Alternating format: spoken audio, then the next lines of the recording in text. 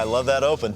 It's a special edition of Slide Into My GMs as we approach the trade deadline, and we're pleased to be joined by three men who know what it's like to make deals around this time of year.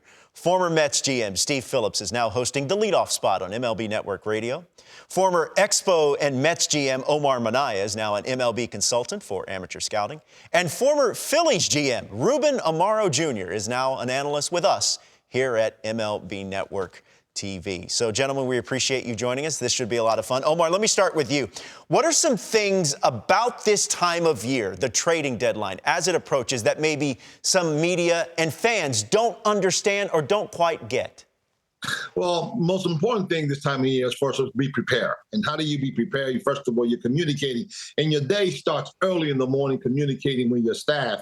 But one of the most important calls that you need to do this time of year is your ownership. You got to be able to keep your ownership informed on what are your thoughts, what may happen, what were your conversations yesterday, up to date, because you can work out a deal with another team, but you need to make sure that that deal, your ownership is informed of it, prepare for it, and you got to be able to communicate that with them. That being said, you also have to have your what you call your executive staff, your leading scouts around you. So all the department heads have to be kind of connected. You need to get up early, make sure everybody's connected, that everybody's available, and that you get a full review, because then you go into the next step of talking to teams, and you might have talked to teams of the night, but when you get to that last day or the next to last day, you really want to make sure who you want, what GMs, really scout the GMs, that you're going to be able to pull a deal, because a lot of guys may be calling you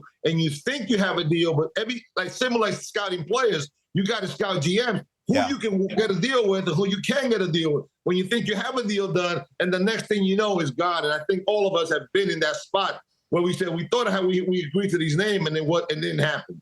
Right. So those are the components that are very, very important in you getting a deal done. Rubén and Steve, this question is for you. And Rubén, I'll start with you. Your win-loss record tells you what your team is at the time. But with the extra playoff spot, how difficult do you think it is to determine if you're a buyer or a seller, if you're right along that line, if you're right on that fringe? And Rubén, I'll start with you, and Steve, you can follow up afterwards. Yeah, again, kind of echoing Omar Minaya's discussion. I think more than anything else, it's so important for you to be able to evaluate your own club. I think that's one of the most important parts of being a GM, is to be honest about what you have and where you're headed. And I think that's part of the communication process and understanding your club, not just now, but in the future as well. I think that the third wild card spot, I think it's a great thing. I think it adds an element of excitement for a lot more cities and a lot more franchises. And, really it becomes a little bit of a crossword puzzle, a little puzzle for people to try to decide, which way they want to go. I always like to be aggressive. Always thought that it was incumbent upon me to try to give the fans a real opportunity to enjoy our season and to try to move forward. You always try to be in the buyer's mode, but there are times when you have to be realistic as well, and you have to kind of go backwards and take a little stronger look at it. See, I think that ideally, the first thing you have to do is look at the standings. Where am I in the standings?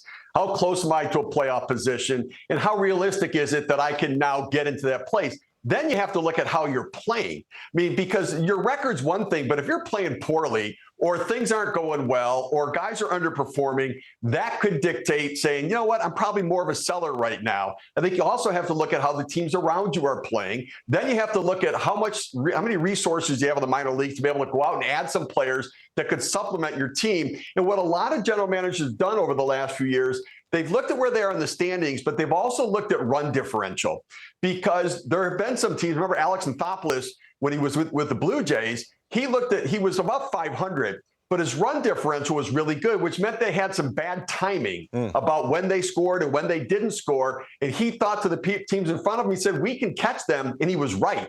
And so I think there are a lot of things that go into it, but run differential is something that a lot of general managers are looking at right now, because the wins and losses can sometimes be about timing or one-run games.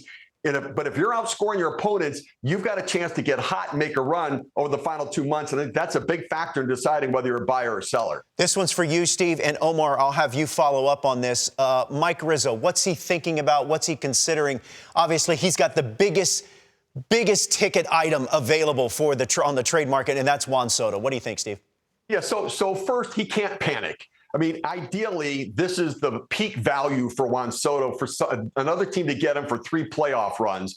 But it's a lot of work to put together 6, 7, 8 teams to scout their farm systems, get up-to-date information. So he's grinding it out right now, trying to put together the biggest and best deal he possibly can, understanding that if it's not there, he can pull back and he can go to the offseason and make a deal in the offseason. But I think ideally he's going to try to come back with the biggest, most significant package overall.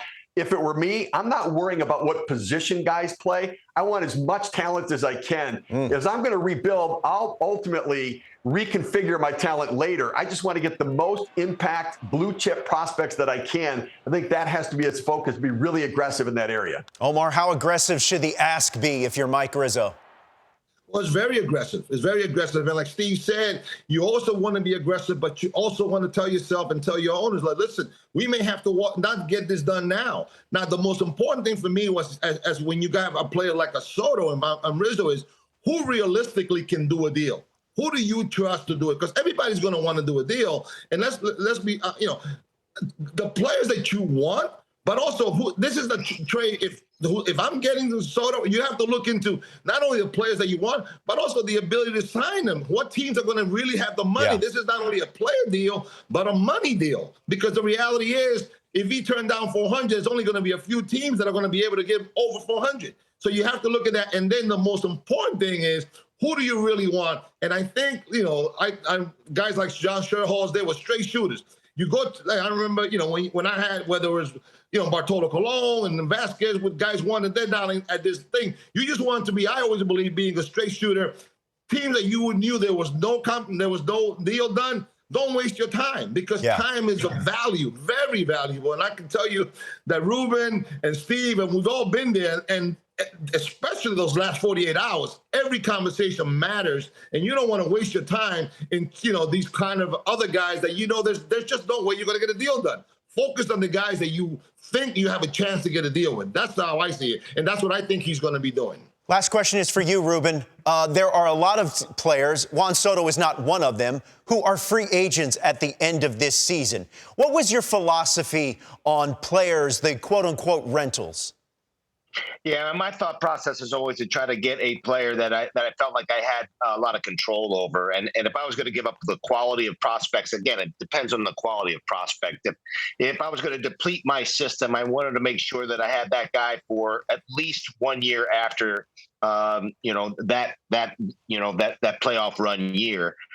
So, I mean, if you see some of the history of my deals, I mean, pretty much control was an important part of it. Yeah. I didn't like to do rentals necessarily. I think sometimes it is important to make a deal. And I think certain GMs understand that in the clubhouse and in the dugout, it is important to make a move. But I loved control was a very important part of it when we did make deals. Well, gentlemen, thank you very much for your time. I think we got a little bit smarter. Enjoy the weekend. We appreciate it. Steve Phillips, Omar Minaya, and Rubén Amaro Jr. Gentlemen, thank you. Enjoy the rest of your day.